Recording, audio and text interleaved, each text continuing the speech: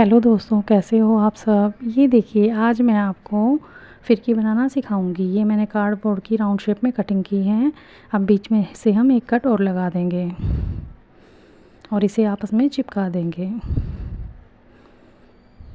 ये देखिएगा, अब मैंने बीच में एक नुकीली चीज़ कोई भी हम पेस्ट कर देंगे। मैंने छोटी सी पेंसिल ली है और इसको थोड़ा हैवी बनाने के लिए इसके अंदर मैंने ग्लू फिल कर दिया है। फिर हम इसे सूखने देंगे।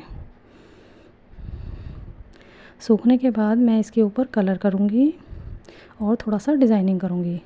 और दोस्तों, अगर आप मेरे चैनल पर नए हों और आपको मेरी वीडियो पसंद आ रही हो तो मेरे चैनल को सब्सक्राइब कीजिएगा। इससे मेरी आने वाली वीडियो की नोटिफिकेशन आप तक पहुंचती रहेगी। सब्सक्राइब करके बेल आइकन का बटन ज़रूर प्रेस कीजिएगा। ये देखिए, ये हमारी फिरकी बनकर तैयार है। तो आपको कैसा लगा, फिरकी बनाने का तरीका पसंद आया हो तो मेरे चैनल को सब्सक्राइब कीजिएगा। Thank you very much.